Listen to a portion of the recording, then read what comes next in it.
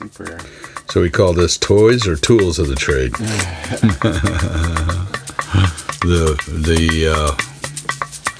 The passion for toys. I don't know. Toys Passion are for chance. I mean, Toys are Chuck.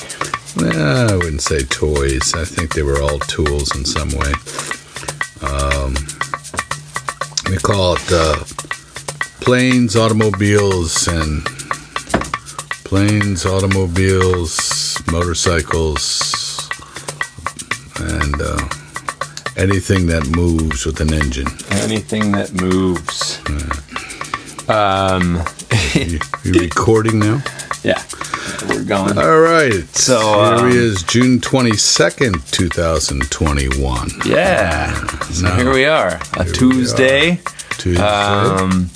Let's check in. Let's get an update on the new adventure, the health adventure. The epic adventure of health. You have Jones, your little arm. Oh, my little Jonesy boy. You've got a little button pinned for checking my glucose stuck to your arm there, and we've named it Jones after Indiana because you got it the day that we were watching Indiana Jones. So Jonesy seemed like a good name for it. Yeah. And now we're getting ready to have an implant tomorrow of the rabbit hole. The rabbit hole. Yeah, the rabbit hole. It's where we pour the cocktail in that supposedly will shrink this little mass in my pancreas. So today I kind of go to the oncologist later this afternoon to check in with the next step in this journey and to find out which direction we want to go with the cure. Yeah. The cure, hopefully. We want to say it's the cure. Yeah, it is the cure. Or part of the cure. Yeah. Part of the cure. We have this in stages of doing our work at home through meditation and family support and friends, and then there's the medical community's part, and they've been pretty active yesterday. We had like 7 or 8 nurse navigators calling me on a regular basis, setting up appointments and getting information for the umpteenth time that I've given them, but they seem to want repetition is to make it sure it's right. They always keep wanting to contact your retired doctor. Yeah, that is funny. So we're working on that. It seems that I have to be a navigator in my own right to make sure the information is correct. So today we want to talk about modes, the CW modes of transportation. The many modes of transportation. Yeah, so you have always liked motors, things with motors on it. Yeah, you've always had, you've always called them toys. And tools. I've used them as tools. I understand you want to reframe them as tools, and they have been, but my memory growing up is the toys. All the toys. That's how you would refer to them. Go to the all the barn. different toys. Go to the toy box and see what we're doing. Maybe that's because I didn't have enough toys when I was growing up. I had to share them with my brothers. Who knows? But I've always had a fascination. And when we were young and left to our own devices, my brother Douglas and I decided to build go-karts out of wood. And they were pretty crude.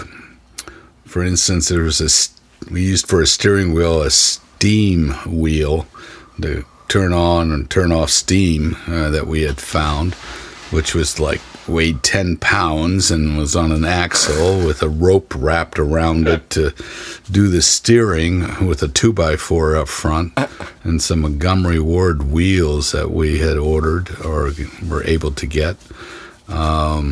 And an old Briggs & Stratton engine on the back with no clutch or anything and no brakes on this thing. Briggs & Stratton engine. Briggs & Stratton lawnmower engine. They were about 2 horsepower, and they were the engine of the day. And where did you? Because they used to be lawnmowers with circular blades, not the modern type where it's covered up and everything, and the blades you don't see. These are exposed blades, like a push, like you had one, those little push lawnmowers that you would just push and it would shave the grass off. Well, this had a motor on it. And I don't know where we got it, but we found it somewhere, and Doug, who was always seemed to be the mechanic and I seemed to be the driver, were always fiddling around with this stuff together and coming up with this one engine in many modes. We actually put it in an old American Flyer bicycle one time that I used in my paper route because I had to go like 5 miles to get to my paper route, and I got tired of pedaling, so I put an engine on it.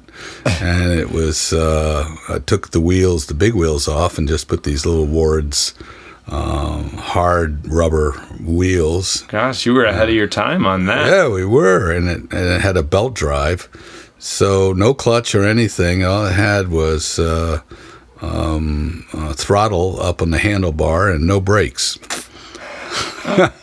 So how I would wish you I had a stop picture of it. Turn down the gas and put your feet down, and then it would stop. You turn it off, basically. You just take it to idle, and then it would just conk out. Uh-huh. Or else, when I was delivering papers, I'd wrap the bag in front of the handlebars and throw the papers, so I kept moving. So the whole idea was to keep moving and getting good balance. And I got pretty good balance on it. I really nailed that thing down. But the fun part was doing this 2-seat go-kart too, which was all wood, wooden seat, wood everything, because that's all we had, and probably nails and maybe some bolts, bolt for the steering thing, and God knows how we put it together. It was just whatever we had, we threw it together. And then we go around the neighborhood, bopping around. That was the days you could kind of roll around the streets and people go, "Hey, all right!"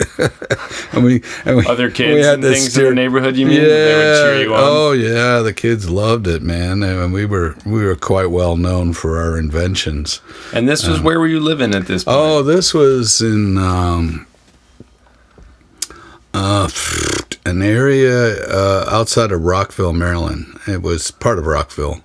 Can't remember exactly what it was. I think it was called maybe Franklin Park. I'm trying to, let me see if I can pull it up here see if they still have it named that way.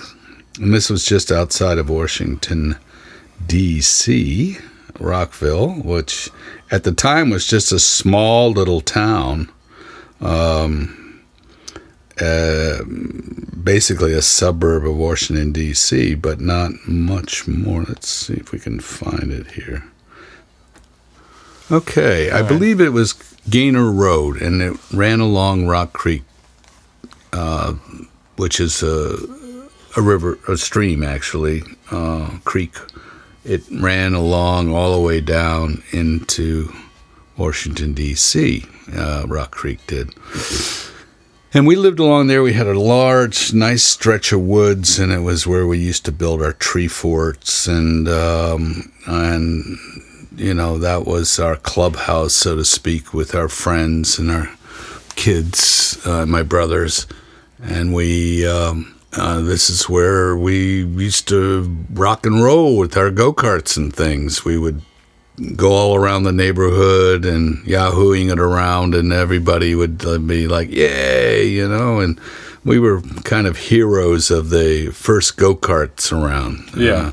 Because there used to be this guy, I remember he had an old 1950 Mercury, and he would come through town, and it just had this great rumble, and he'd go to pick up his girlfriend, and they would sit side by side. So there was this romantic thing about that couple driving up the road and off on a date, and here we were, young kids, just dreaming of the day we could grow up and be driving one of those great cars. Yeah, yeah. So our go-kart was the beginning of that. then I turned it into the bicycle thing because I needed something for my paper route to get to and from. So the idea came to put this engine on a little piece of wood between the frame and just with a long fan belt that we adjusted, and it would just go, and it ran really good.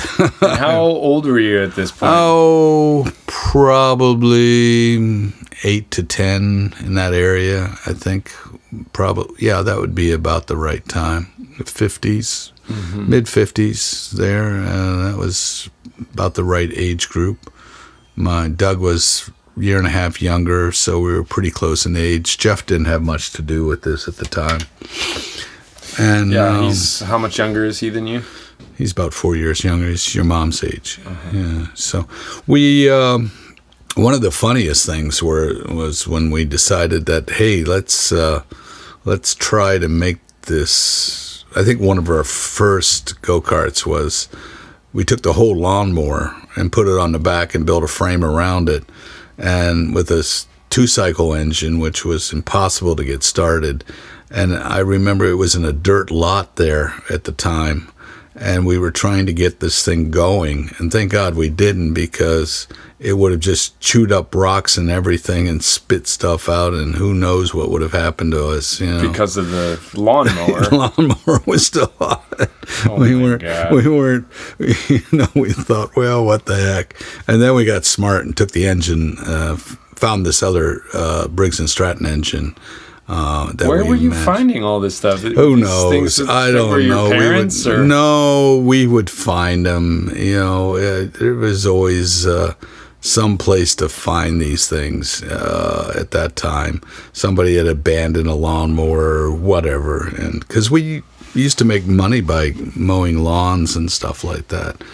But generally, that was a little more modern lawnmower. And the Briggs & Stratton was easy because you could just unbolt it and bolt it onto something else. So it was, but I don't know where we got it, We also built a soapbox derby at one time. We got a kit and built that. Yeah. And it was with the fabric on it and everything. We wanted to be soapbox derby racers, And it was, so there was always wheels and engines and that kind of stuff in our life growing up.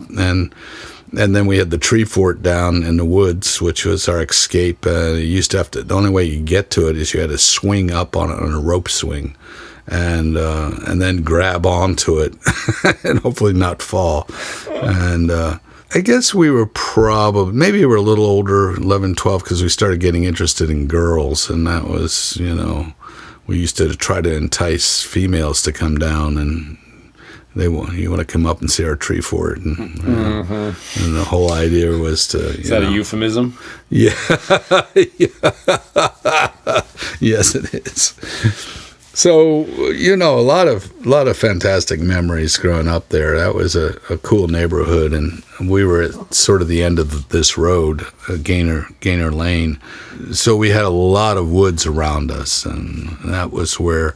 We would go and explore the sewers of the neighborhood and, find all kinds of mysterious things to get into. We even built a boat. I mean, we found an old cement mixer, one of those big, like a 4x8 cement mixer, metal thing that they used to mix cement in. It was a flat thing. And so we patched it up because it had some holes in it. And we actually put it on Rock Creek and went down to Kensington, and where my father worked. And one day we just showed up in his office, and he said, "What the hell are you doing here?" "We floated down here, Dad." And so he said, "Well, you're going home with me." He probably got a good laugh out of that. And then, because we abandoned it at that point, but that was one of our little boat, our first boat thing. We were like Huck Finn and Tom Sawyer doing that stuff. So, real classic neighborhood. How were you going to get home? Oh, we didn't think about that. No, of course not. we were going downriver, and so we. This is the age of early adventures, why not? Let's just go and see where we end up. And we knew Rock Creek would go by Kensington, and we'd find my dad's office because we had been there before. So, there we were, off on an early adventure as kids. One of the epic things that finally happened after all these crude vehicles of all kinds of nature that we picked up for junk, just scrounged around and get a 2x4 here, a piece of plywood, an engine, or whatever we could scrape together in our allowance to buy some wheels, was my mother and my father were out in Los Angeles for a convention, I think was State Farm, my dad's company he worked for, and they got some tickets to go to the Price is Right. Back then, the old Price is Right. And my mother got selected to be one of the 4 contestants. Oh, my goodness. Or 3 contestants. Maybe it was 3 or 4. Anyway, my mother was never great at figuring out what something would cost. I think there was a boat involved and something else, and, she was way off base and all those things. I'm sure my father was rattling in his seat, But the one thing that came up... God damn it, Helen. Jesus, Helen, don't you know? Anyway, the one thing that came up was this golf cart, this motorized, not electric, but gas, and we all look at each other and we said, I bet Mom wins that. And why? Sure enough, I don't know, because she'll just throw some silly number out and nobody knows what the cost of a golf cart really is, and she got lucky and she hit pretty close to the right number, so guess what? She won a golf cart. And we kind of looked and said, well, that'll be fun to play around in. So, of course... And you were watching it on TV? Yeah, we were watching it on TV. We skipped school that day, and I think my uncle Ken Feil was there overseeing us at that time. And a funny part was we were of this age that we were experimenting with things like smoking and everything, and Ken smoked, and so we always stole some cigarettes from him, and I think we were sitting on this sofa and we were smoking, and all of a sudden she won, and it went up in the air and it landed in the sofa somewhere, and we tried to find it, and it was under the cushion, and it put this hole in it. I mean, we got the cigarette and put it out, but there was a hole. So we spent a lot of time trying to cover this hole up. Oh, my God. Oh, my God. Hey, Mom, glad you won the golf cart. Yeah, don't look under that. That money's going to be good because we burned the house down. Almost, yeah. Felt like that. Jesus. So, anyway, it finally showed up. Where was Ken? He wasn't there? I don't think so. I don't recall where he was at that point. But you guys were on your own there. We were kind of on our own watching it. He might have been out doing something, but I don't recall him being there. It's just one of those fuzzy memories that it's like gum. It sticks for a while, and it sort of stays as that one pinnacle moment of, I remember that. Oh my God, that's so funny. So about a month or 6 weeks or something, here comes this truck, and it unloads this golf cart, this brand new, shiny golf cart. And we're looking at it going, oh boy, we're going to have fun with this, And of course, my father hid the keys so that we couldn't find it, because he knew damn well we were going to try and drive it around. Do some crazy stuff. And endanger yourselves and others. Well, something like that, I'm sure. He didn't want it to get wrecked either. But again, on one of these times... Yeah, but what were they going to do with it? Who knows? I think they were going to sell it. I mean, he didn't play golf, and what were they going to do with a golf cart out there? Exactly. It was nothing but a problem. Right, right. Which, great, Helen. Which it was, because they weren't around one time, and we hotwired the golf cart and took off, and going off-road, we took it off on the grass and stuff, and then we went down this dirt road, and there was a farm not too far from where we lived, and there was this mule that everybody was afraid of because this mule would chase you. Oh, really? Yeah, it would chase you. It was nasty mule, whatever they do with his teeth out and everything. So, of course, this was the great safari of let's go chase the mule. We got to be faster than the mule. Yeah. So I think the three of us jumped on this thing and we headed off. Jeff was with you too? Yeah, I think Jeff was with us, and the three of us. How old were you? 12, 13 maybe. Something like that. Yeah, around 13. Yeah. We were right at that edge where we were starting to be interested in the girls and the tree fort and anything cars, were really coming into vogue for us. So it was that time of life where the testosterone was cooking and ventures were what can we do exciting with this thing? Right. Sure. And, you're starting to be like, I don't want to be at home anymore. Yeah. I don't want to be babied by mom and dad. I want to go do my own thing. I'm ready. Yeah, we were ready, and here we go. We've got this new machine, man. Nice spanking new, runs. Wow, it's got power.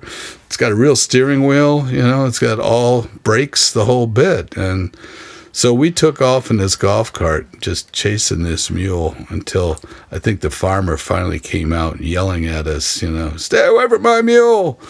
And of course, we didn't pay much attention. We just kept running around in circles and going up and down the dirt road and everything. And we got busted for it because the thing was pretty dirty by the time we got it back. And all of a sudden it was like, who's been driving this go-kart, this golf cart? And so my father said, that's it. We're getting rid of this thing. So that was the end of that. That was the so last. So you had one, the first and the last joyride. Yeah, on the golf that cart. Was the big joyride. We thought it might stick around for a while, but it didn't last long. Well, sounds like you made a good We got our fun out of it. Yeah, you got your jollies there. Yeah, we did. And my brothers and I were all close, and we did things together in those days because we were all in the neighborhood. And, Jeff was 4 years apart, and Doug was about a year and a half. So Doug and I did a lot together. Anywho, so back to modes of transportation. So that was the early part of it. And I always was enthralled with trying to find money to find a motorcycle or a car or anything. I mean, my first experience with cars was in high school, where I remember my dad had this 57 yellow Cadillac convertible, which was just beautiful. And somehow I always got a hold of the keys, and if the parents weren't around, then I would sneak the car. This is before I had a driver's license. I was probably 14 or 15, and you really wanted to get out and drive. So we'd drive down into Rockville to a McDonald's or something, when they were outside and they would serve you, there at the drive-ins. It was the old classic drive up and make an order and stuff like that. Right.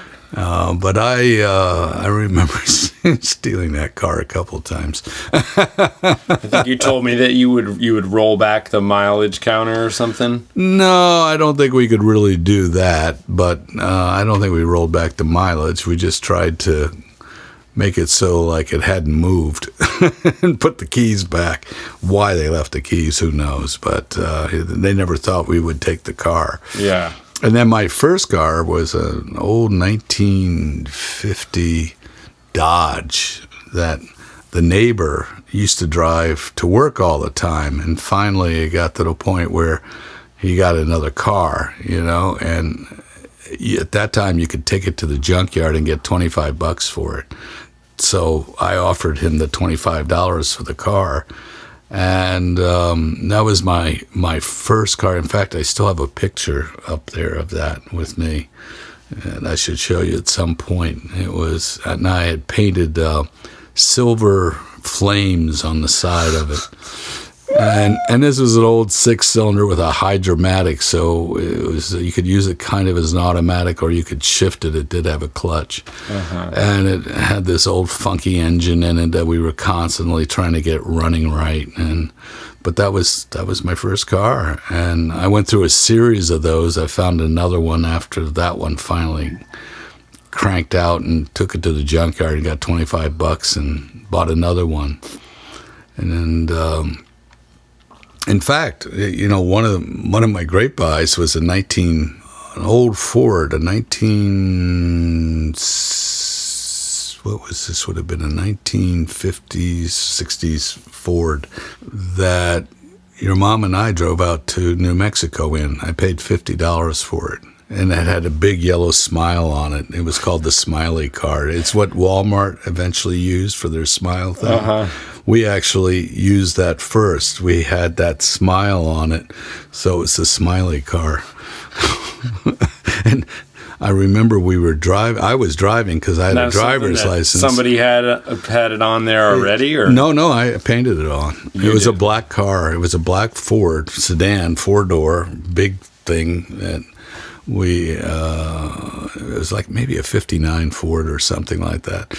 And I remember going to New Mexico and that with your mom, and somewhere in New Mexico, I just was tired, and she started driving, and she didn't have a driver's license at the time. And we actually got pulled over by the state police, who were famous for doing that, especially at that time. Anybody young, they would pull over and just check their credentials. Sure. And of course, she didn't have a driver's license, so we tried to fake that one out. So he gave us a ticket and said, well, you got to go to the next town and pay the fine, or something. Uh-huh. We just kept going. Sure. Of course. we had plates from Maryland at that time, so who cared,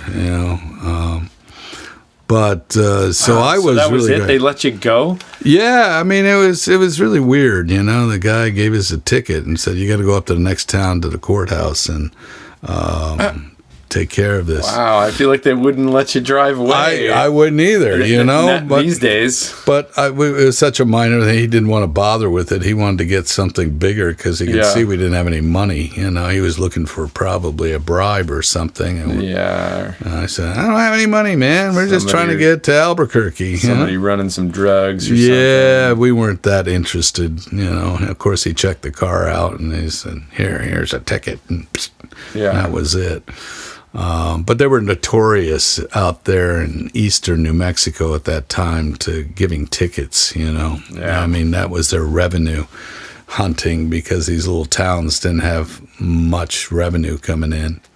So one of my first motorcycles I had was an old 1959 Honda that I was probably 18, maybe 17 or 18. I got this thing. And it was an old 2-cycle thing that, a piece of shit. I tell you, it really was a piece of junk. But hey, it was a motorcycle, and I was pretty good with engines, and broke it down. I actually tore it apart and rebuilt it and found parts for it, which wasn't easy. And I got it to run, and I drove it all the way to New York City and back. Just on a lark. I said, I'm going to New York. From D.C., from Rockville. Okay. Yeah. This is when I was living outside of Rockville. So I just had this hankering of wanting to take a road trip.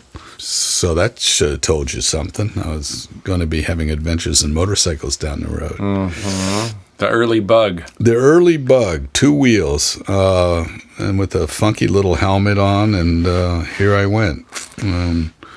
That carried right on through college. That was what I picked up motorcycles all the time. Little, things for $100, $200, something like that. Where'd you store them all? Outside, up front. I didn't store them. I had one, and then it would break down, and I'd get another one, and until the point where I finally got this everything seemed to be in the late 50s, 1959 BMW R50.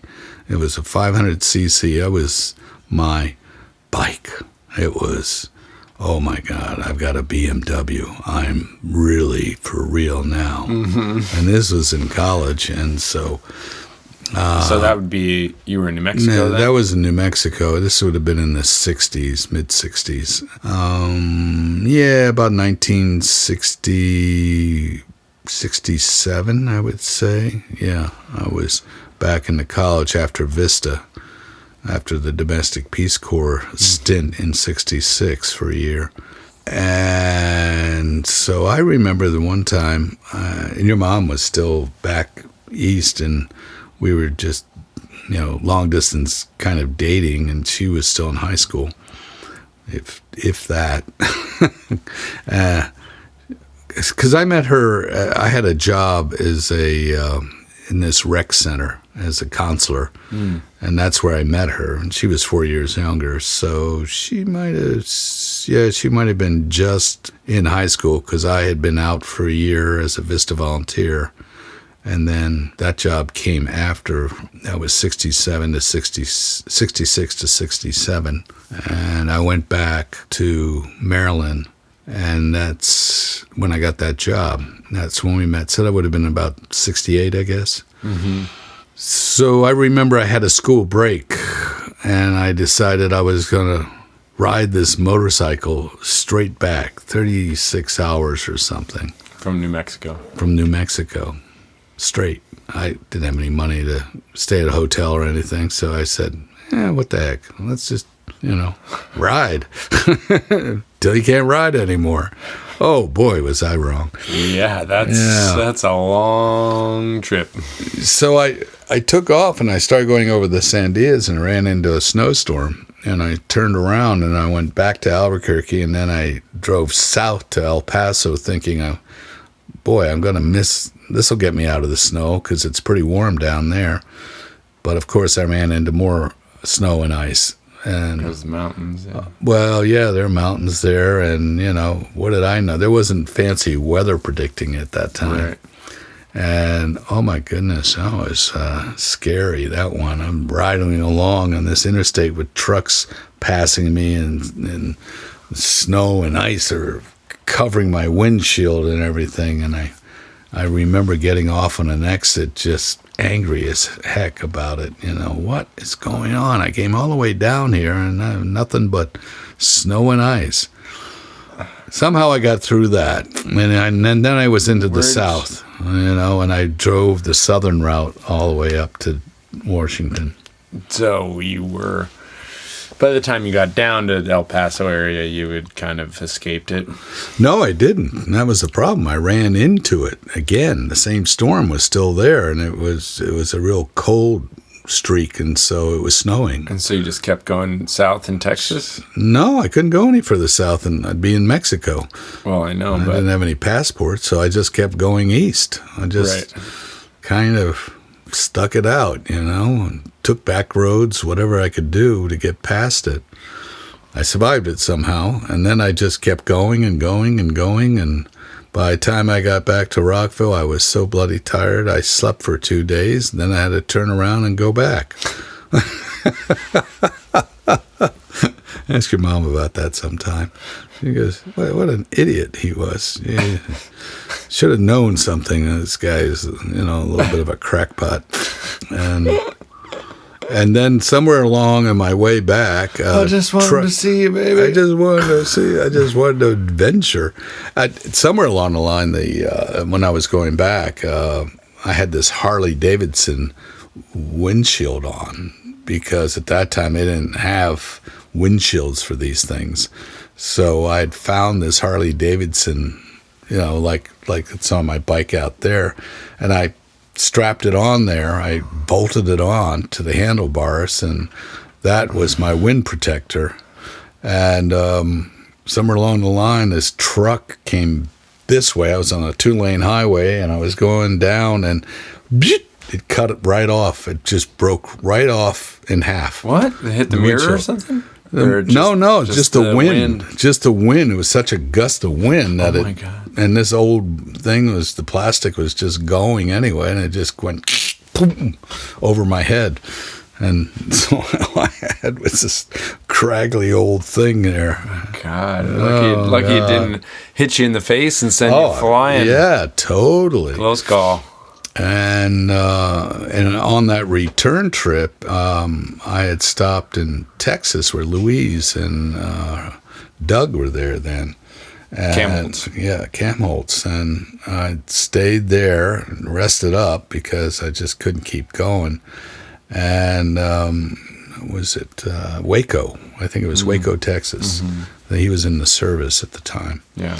Did you know that You just knew where they lived, or you stopped at a payphone and called them? No. I got the address. I didn't have GPS, but so I got directions. I called them. They knew I was coming. Yeah. And I stayed there for a night, and then I got on the road, and these were all back roads going into New Mexico. I got into eastern New Mexico, so I was trying to get back to Albuquerque that night. And this was like April 4th. I think it was 1969 or something. And day before your birthday. Exactly. Yeah. And I rode, and I was going, and all of a sudden the sun is setting, and I'm going on this back road, and all of a sudden I hit these gravel little pockets where they had filled in these culverts. They just, instead of paving it, they just put gravel down and no signs or anything. And then there was a pipe under there to let water go through. And I hit one or two of them, and I slowed down, but then there was this really long one, and it was loose gravel. And it was just as the sun was going down, so I had very little visibility. And the bike went and started doing its little gyrations. And there was a car that passed me, and I went, whew, made that. And then I'm just really focused and keeping the bike upright. I'm slowing down and everything. And then at the end, there was about a 6 to 8 inch rise from the gravel to the pavement, instead of nice and smooth. So the bike hit that and went up in the air, and I just pushed myself off, and the bike hit the road, and it had this boxer engine, so the cylinders are sitting on the outside with no protection, and it busted off one of the cylinders, and it was just bleeding on the road. Oh man. God. And so I went up. You jumped off, and you jumped and rolled on the ground, and I just rolled on the ground. I was okay. I had leathers on. I had leather pants and a leather jacket and a helmet, and I didn't hurt myself because I pushed myself off. So I wasn't going that fast at that point, and I just rolled around. I went, phew, well, that's the end of the motorcycle. It's damaged goods. So I looked up the road, and there was a curio shop that I just passed. And I started walking up towards that. And there was a trailer with a light on, and I'm just walking up there, and all of a sudden the guy opens the door and points a gun at me. And I go, whoa, wait, I just had an accident over here. So hold on, buddy, I just need some help. And he cooled down, and he said, all right, come on over. I got a phone in the back over here, so you can make a call. And I made a call, and at that time they had party lines, so everybody could listen to everybody else. And I was trying to call the police to say, hey, I got an accident up here, and I want to get the bike off the road. And this guy came on, and he said, hey, man, I'll be down there. I've got to pick up. I'll help you get it off the road. Because I wasn't getting anywhere with the police. They just were not state cops. They're not, your problem, kid. Figure it out. Yeah. And so he came over, and we got the bike in the back of the pickup. And this was a town that Billy the Kid roamed around in. Well, anyway, that night there was a fire in town. So as we're driving to town, the guy said, keep your head down. We don't know how that fire started or whatever, and you're a stranger around here, so we don't want them to point fingers at you. So we rode into town, and apparently the fire thing got under control, and I called an old girlfriend in Albuquerque, and I explained my situation, and she was with this other guy at that time, so they said, we'll be up to get you. So they jumped in their truck and came up that night and rescued me from this bizarre scene. And there was a meteorite that was going on. There, you could see this big ball coming at us. So it was some sort of meteorite that was passing through the atmosphere. And so I got the bike back to Albuquerque and said goodbye to it. Somebody paid me $200 for it, and wow. So I sold it to him. So, which I had it now. So sell it for parts. Well, that's exactly what happened. I sold it for parts. But so anyway, that was my first motorcycle incident. Wow. What a story. Yeah, it's a good one. Now, you mentioned something that I just want to get clear on, because I don't know that I understand it totally.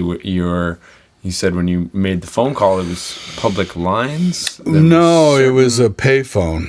It was it was party lines. At that time, they didn't have, in the rural areas, you shared a line with somebody else. So party lines were pretty common back then in small towns where, well, even in some cities where everybody could share the same. Remember, ever seen pictures of the operators plugging in and listening in on conversations and all that switchboard? Mm-hmm. It was that kind of thing. It was a switchboard stuff. And so when you wanted to make a call, you pretty much everybody in town knew that you were talking. Mm-hmm. Things would get around. That was the big gossip circle. Uh-huh. Yeah. That was exciting for a time. It was a very interesting time.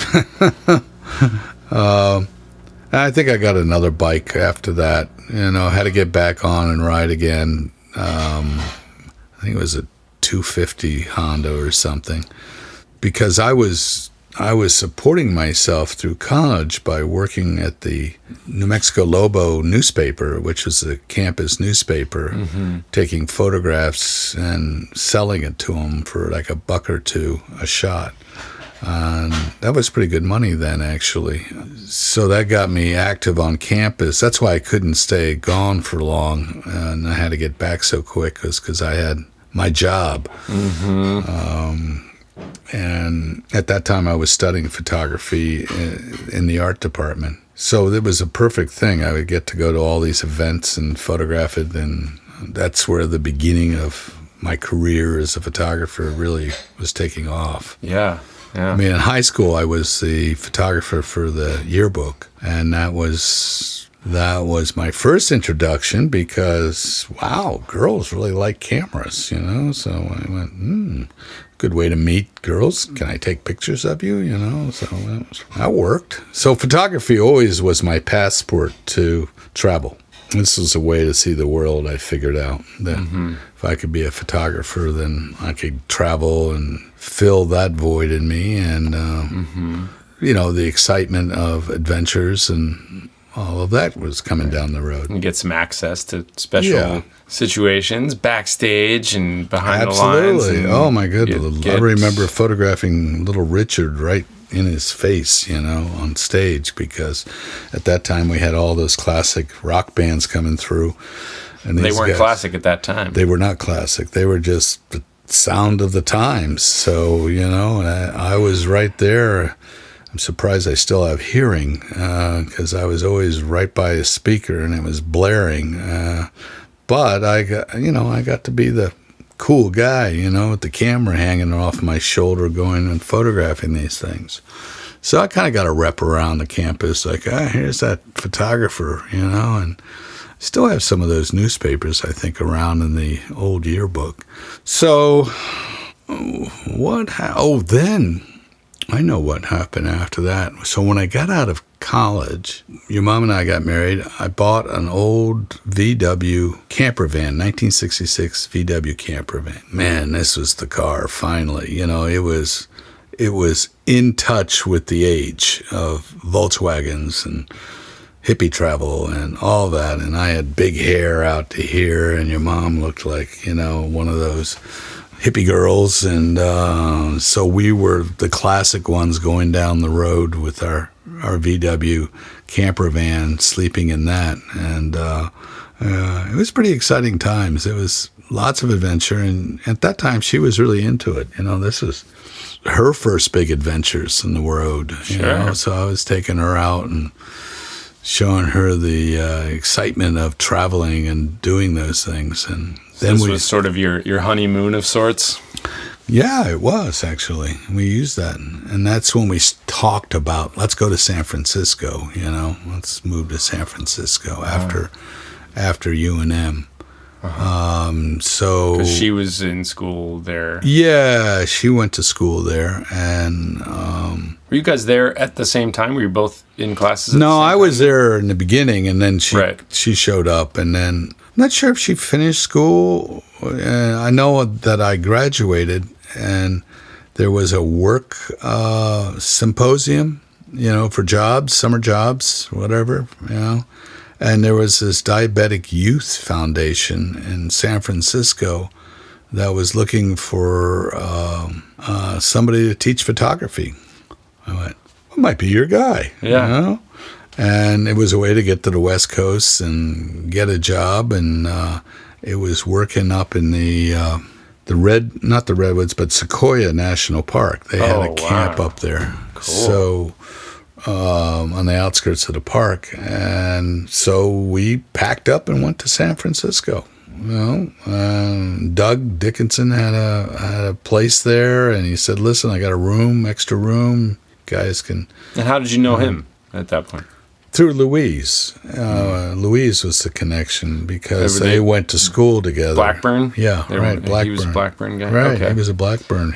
Cam Holtz, those were kind of the hood there. Mm-hmm. So he was there, and he had this apartment, and at that time it was pretty cheap, and it was right on Union and Taylor, right smack in the middle of the cool part of the city, up on a hill, so you looked right out over San Francisco Bay, and Fisherman's Wharf was just down below, and Doug worked there on these historic ships.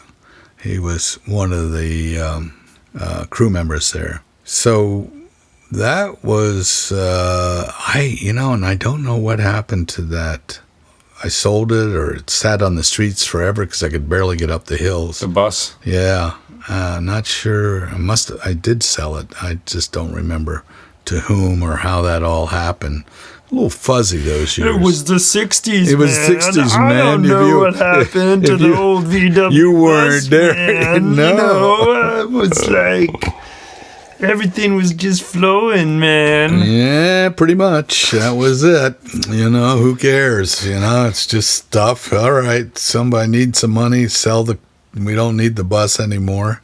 Ken living Kesey in the came city. by, man, and I was just like, hey, maybe Jerry Garcia needs a bus. Yeah, well, Jerry was playing around in the parks then. He used to play down at the Golden Gate Park, and he was still just coming alive at that point. Sure. Beardless Jerry at that point. And it's just the beginning of all of that. 69, 70. It was It was a time. It was a great time to live in San Francisco. And then I think I got this little sports car somewhere along the line, and drove that. That was the last car, and then I left to go to Africa. So that disappeared somewhere out there. How long did you live in San Francisco? 69 to about 73, I guess. Wait, 69? Well, yeah. I thought you said it was 70. Well, actually, I'm trying to figure these dates out because your mom and I didn't get married to 72. So we were already married then. So that must have been 72, not 69. 69, I was still in New Mexico. Uh-huh. So I'm trying to get this timeline straight. Yeah. So I have to, it was 73 probably, 73, 74, a couple years. And then the Jane Goodall thing came up. Okay. So San Francisco was 70s. Yeah, it was early 70s. It was early 70s. Yeah. It wasn't quite the late 60s. Mm-hmm. All right. Well, we can come back to the San Francisco. We can come back in to the 70s. 70s. Some of those stories. And then we skipped over to Africa. And in Africa is where I got my first taste for flying. And then. Oh, yeah. How so? Oh, well, because we used to have to fly in from Nairobi to back to the camp in Ndutu. And so it was always in a small airplane. And the pilot would let me fly the airplane, and I got hooked. I went, wow. Oh, man, I want to do this, and this is a way to go. So that was my first tantalizing taste of it, but it was years later before I actually got a pilot's license. But it was in the memory banks. It was always kind I of want to do this. I want to fly. Yeah. But it wasn't until I was in my 40s that in Portland, Maine, that I finally, 1990 is when I got my pilot's license, I think. Maybe 92. I think it's 92. I'd have to look at it's 92 that I got my pilot's license. But boy, did I go from there with it. That became... Yeah. So what was that process like? You just decided at that point, like, hey, I've always wanted to do this, and there was an opportunity where, again, you see opportunities come along. There was a friend of ours, brother, that had just come to town, and he was a newly minted CFI, Certified Flight Instructor. Okay, and he was a bit younger than I, and so I was his first student. And I traded him lights. He also was into photography. So I traded some lessons for these lights. I said, take me up for a flight. And then I said, let's go for it. I want to get my pilot's license. Yeah. So it was really cheap because I did a lot of trading. Yeah. And at that time. What was his name? I'm having a blank right now. Maybe we should come back to that because that's a story in itself of the flying. And you flew with him, because that's why I wanted to. I know. That's why I wanted to ask you his name because I'm sure I'll remember. Yeah. I have like sort of a mental image of him. Yes, there's a photo of you and I and him when we came to Ann Arbor in one of the rental planes. But that begins that whole story, which would be great to talk. Who was it? I know Alan. Alan, what was Alan's last name that taught me to fly? Amick, right. Alan Amick. Alan Amick. Yeah. Airline. Hote Island. Yeah, Buckwheat Air. Yeah. Yeah, that was the beginning of Buckwheat Airline and my first airplane. So that's a whole that began a whole new career thing. Yeah. So that's where I took my photography next. Yeah. But all right, well that seems like a decent place to stop. We got the beginnings of Dad's transportation addictions. Your love for engines and sort of the history different of that. vehicles and stuff like that. And as the early adventure years. And then morphing into airplanes, which became a big part of my life after that. So, well, and we got the boats. So, we got the boats, Bob, and all that. So, we have a lot of stuff to talk about. Oh boy. Well, that's great. That was good. All right. Great. What are you making? What are you making for dinner? Dad's cooking tip. Oh, that's great. Dad's cooking tip. Dad's cooking tip. That's great. Dad's cooking tip. Is that what you want to talk about? Yeah. What's your cooking tip for the day? What do you got? Cooking tip. Okay. Well, we're gonna do some nice little lamb loins on the grill because it's summer here at Lodge Valhalla, and we like to cook outside. And I think we're going to do that with a little beet salad and feta on top and maybe some mashed cauliflower. I mean, we have this new diet thing, we got to stay down low on the carbs. This is the new dietitian thing. Yeah, we forgot to talk about that the last time. The new thing. And tomorrow there'll be chicken soup. For the soul. Yeah, it's chicken soup for the soul because I'm going to be a little out of it having my rabbit hole. My rabbit hole. The rabbit hole is going to be installed. Yeah. Yep. Alrighty. Dad's cooking tip. Oh, that's great.